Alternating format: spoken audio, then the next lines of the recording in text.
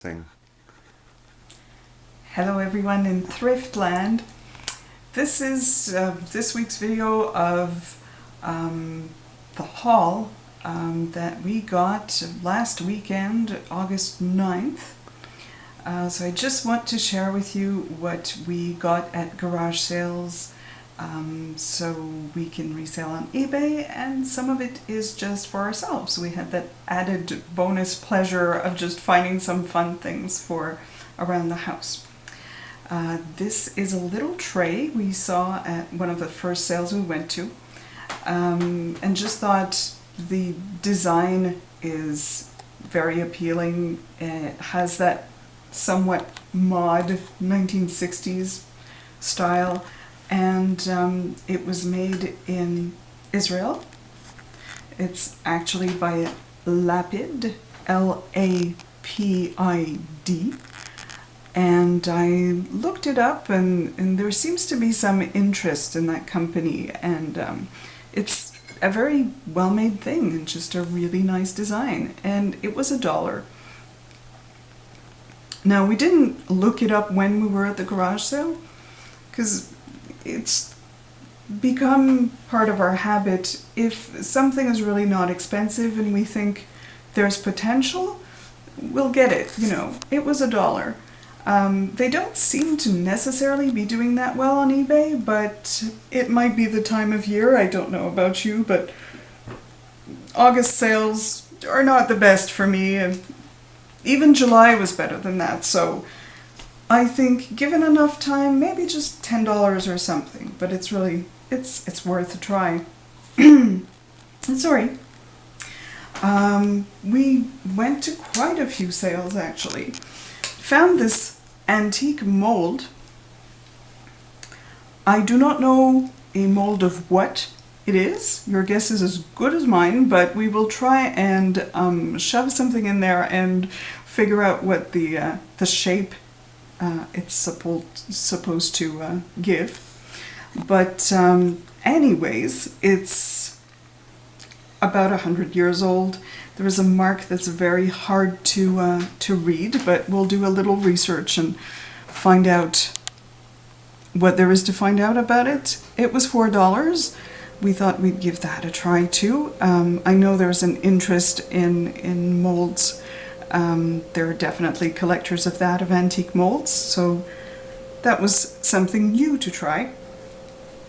And at the same sale, my husband spotted these Giorgio Armani glasses, and I think they were $5, something like that. Hey, that's a great thing to try as well.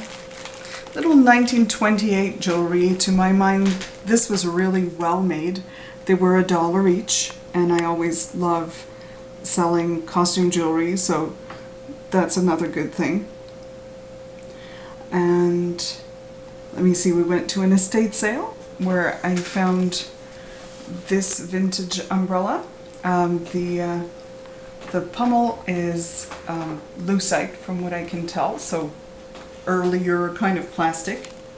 The tip as well, and it's in fairly good condition. I didn't see any holes or anything like that, so that might be not too bad either. Again, it was $1. I don't think it would be, you know, much more than $10 or $15 on eBay, but that's right in my price range there. Found these.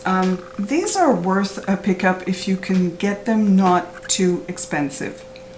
They're by Susan Lordi, L-O-R-D-I, Willow Tree, the company that makes them. And she has all these different designs, and they're really quite popular. They're still being sold in stores. Some of them might be, you know, you might not be able to get anymore, but at any rate, usually I see them sell for like $10 to $20. And once I was lucky enough to find a couple for $1, so that's great. These were a little too expensive. This one was $5, this one was $3, but I'll still be able to make a little something. At least I feel like they are a sure value. you're pretty sure to sell them. Whereas some other items might sell for a little more, but you'll have to wait forever to sell them, or you're not sure you're going to sell them. So sometimes I like the sure thing. Now, also got these little figurines because sometimes some of the Marx toys, vintage toys, do quite well, and I think I may have one or two in there. We'll see. Of course, some poor child decided to burn off the face of some of these characters. He seemed to be pretty fair and indiscriminate. Cowboy got the face burnt off, the Inuit got the face burnt off, you know. It's not a race thing, obviously. And that was kind of it for that sale. Which brings us to the items that I don't know if I want to keep or sell. I'm sure some of you out there have the same problem.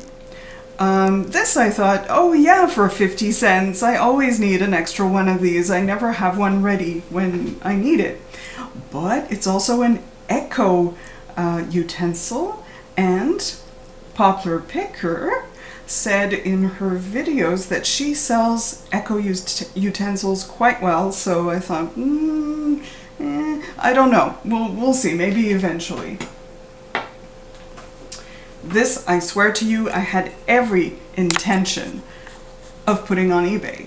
LL Bean, you know, it's one of those great big mugs that people like. They're comfy, cozy mugs. Great to have a large cup of cocoa, tea, coffee on a rainy day.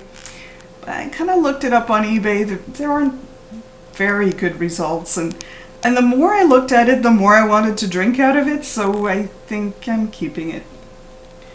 Because I don't have enough mugs or things that are cluttering up the house. This as well, I had to have it. This was $2, I think, and this was the LL Bean mug was $1. These are for me. There's no excuse, really. It's just, I like them.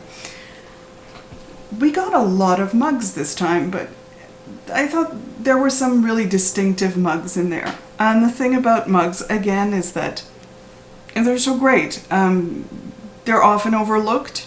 You can pick them up for $1 or $2, even the really nice ones.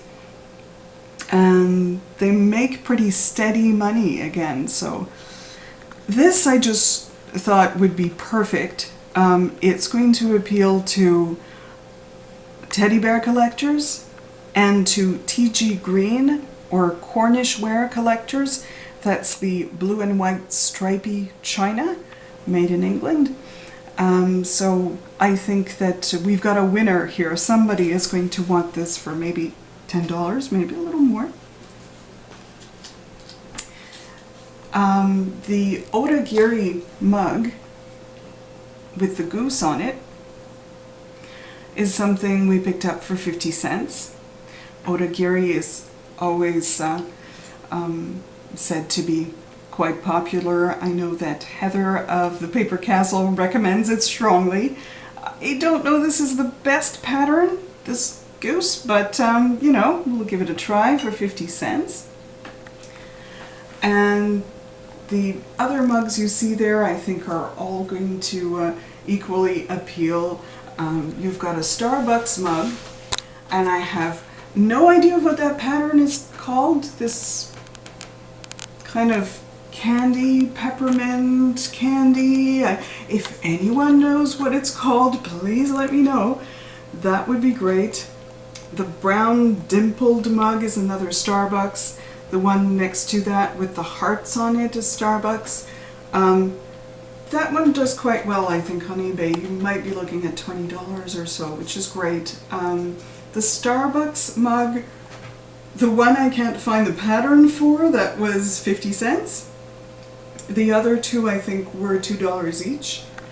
The little polka dotted mug was 50 cents as well. It was just cute with a cute saying. It's made by Typhoon.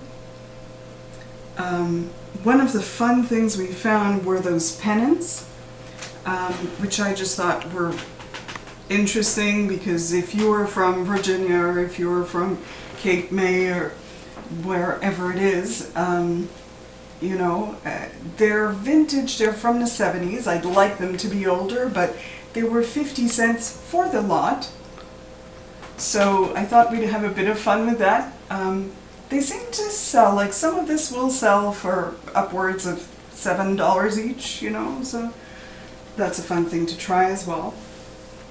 You'll notice the Bar Aid, a cute little vintage device for anyone who has a bar at home and wants to mix a cocktail. It's like recipes for 80 cocktails, and you just spin that little dial and you get your recipe. I thought that was a nice atmospheric thing, and we got that for $3. They actually do resell kind of nicely, like somewhere around $25 sometimes. So that should be fun. And then, at the same sale, I saw a box hiding under a table with what seemed to be wrapping paper. You know, just that paper that people are going to use to wrap up the item you've purchased. But I decided it was worth a root around, and of course saw that there were more items wrapped in the paper and they had prices on them. So I'm going, oh, okay, this is for sale, it just hasn't been put out yet. Let me be the first one to see what I can find here. And we brought out the Pocket Fisherman. Pocket Fisherman we got for about $2.50. Is absolutely one of those mysterious items. Sometimes on eBay it goes for $100, $65, sometimes it goes for $20. And that's with the instructions, the whole thing is exactly the same. I can't make it out. This drives us nuts sometimes. I don't know if you've ever had that problem where you're looking up an item and you think, I've done some research, I can't see why this one is getting $50 and this other one is getting $10. How can I sell this in the best possible way? I just don't know. It's a mystery. We'll have to put it up on eBay and see what happens. The vase you see next to it is something we picked up today, actually, at the few garage sales we went to today because it was raining. This was just sitting there. I saw that it had a pleasing shape, but the nice thing about it is that it also still has its original label, which is Home Guard, if I'm pronouncing this right, made in Denmark, in Copenhagen, and it seems to be in very good condition. It's a little dirty right now. And I thought, it was $1, so I didn't look it up on eBay, but I'm going to see what it does because it's a good quality thing. Very popular stuff made in Denmark. There's a market for that, definitely. I know that some of the vases made by that company go for a lot, but again, sometimes it's hard to find out exactly what makes the difference. You can always put it up. We found this lighted globe also this morning. We bought that for $5. Globes are another thing where there are collectors of globes, and this one was fairly inexpensive. We've seen it sell on eBay for about maybe $15, so it's definitely a good thing to pick up.